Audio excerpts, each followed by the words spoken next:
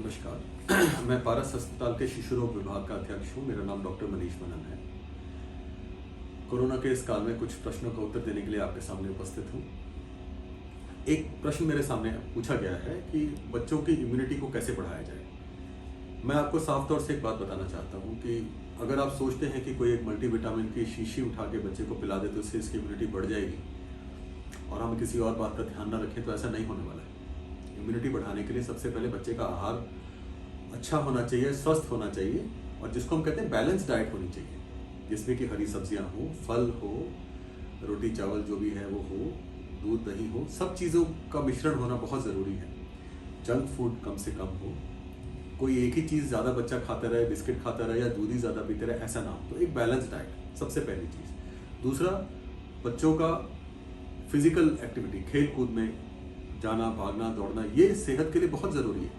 यदि हम सोचते हैं कि हम उसको अंदर बिठा के रखें तो उसकी सेहत बहुत बढ़िया हो जाएगी और उसकी इम्यूनिटी बढ़ जाएगी, नहीं होगा। शरीर को स्वस्थ रखना है तो मानसिक रूप से भी स्वस्थ रखना है और शारीरिक रूप से भी स्वस्थ रखना है। शारीरिक रूप से स्वस्थ रखने के लिए अच्छा खाना पीना, फिजिकल एक्टिविटी, भागदौड़ जरूरी है। और मानसिक रूप से स्वस्थ भी तभी बच्चा होगा जब वो अपनी नॉर्मल एक्टिविटीज जिसको कि वो करना चाहता है, जो उसका मन कर रहा है, उसको करने दिया जाए। स्क्रीन टाइम को कम से कम करा जाए। ये बच्चों को नुकसान देता है। बच्चे मोबाइल के आगे बैठे रहते हैं, हमेशा देखते रहते हैं, ये आंखों को भी नुकसान करता है, दिमाग को भी नुकसान करता है। बच्चे बैठे रहते हैं और उसकी वजह से बच्चों का वजन भी बढ़ता है और उसकी इम्यूनिटी भी कम होती है। एक और बात, जो नॉर्मल वैक्सीन हम बच्चों को लगाते हैं बच्चों की इम्यूनिटी बढ़ाने के लिए, ताकि बाकी रोग बच्चों में ना हो, ये बच्चों को समय समय पे लगते रहने चाहिए, ताकि कम से कम बच्चा उन बीमारियों से बचा रह सके। यदि बच्चा उन बीमारियों से बचा रह सकेगा तो वो उसकी इम्यूनिटी और ज़्यादा तेज होगी। दूसरा सवाल ये आया कि बच्चों में कोरोना के क्या लक्षण हो सकते हैं। मैं आपको ये बता दूं कि करीब 50% से लेकर 70% तक बच्चों में शायद कोई लक्षण ना हो। हल्का फुल्का बुखार आके ठीक भी हो जाए, आपको पता भी ना लगे कि उसको कब कोरोना होकर ठीक हो गया। बहुत ही कम बच्चे हैं जिनमें कि ये लक्षण गंभीर रूप ले सकते हैं, जैसे कि तेज बुखार हो, खांसी हो, आंखों में जलन हो और भूख ना लगना। कई बार बच्चों में दस्त भी लगते हैं, उल्टियां भी लगती हैं। बच्चों में कई बार उल्टी दस्त भी कोरोना का लक्षण हो सकता है। बदन दर्द भी हो सकता है, हल्का बुखार भी हो सकता है, हल्की खांसी भी हो सकता है, और कोई लक्षण ना होना ये भी बच्चों में हो सकता है। तो यदि कोई बच्चा ऐसे किसी व्यक्ति के संपर्क में आया हो जिसको कि कोरोना हुआ हो, तो हमें सोचना चाहिए कि कोई भी लक्षण आए तो उसका एक टेस्ट करा लिया जाए, ताकि पता लग जाए कि बच्चों को हुआ है कि नहीं हुआ है।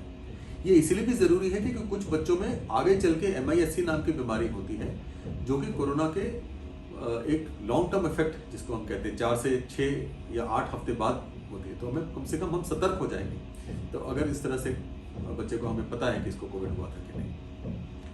तीसरा प्रश्न एक आया था जो कि था कि कोरोना वायरस से बच्चों को कैसे बचाया जाए। तो मेरा इसका ये उत्तर है कि बड़े अपना ख्याल रख लें, भीड़ भाड़ वाले इलाके में मास्क पहने, अपने हाथ हमेशा धोए, और जो नॉर्मल कोविड प्रोटोकॉल्स अगर वो फॉलो करें तो अपने आप ही बच्चों में बचाव हो जाए। यदि आप घर में नहीं लेके आओगे तो बच्चों को नहीं दोगे।